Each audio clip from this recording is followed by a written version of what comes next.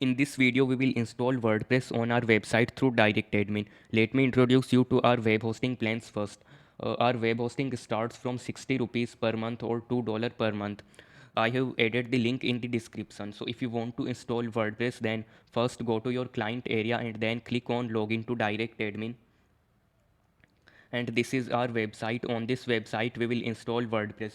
So in the DirectAdmin search box, search WordPress manager, and in this WordPress manager, click on this option, and here you can see the domain names on which WordPress is not installed, and you can install WordPress on those domain name.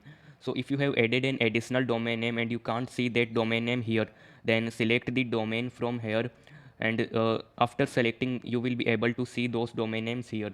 So if you want to install WordPress, then in the actions option, click on this small install option, and in the title you can set the title of your WordPress website. Like I want to set just another WordPress website. And in the admin account name you have to set the admin username of your wp-admin. So I will set that as admin, and the password I will generate random through this option, and I will save this password in my notepad. And in this database option, select create new option and then click on this create button, and you can see that the database has been created. So close this tab, and then click on install, and then click on this confirm. It will take a few seconds to install WordPress, so don't close this tab.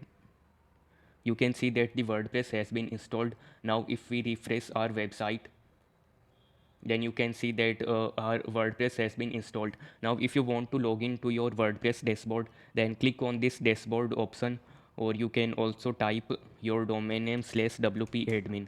It will take you to this login option. Now enter the username which you set, like I set the admin, and the password will be this.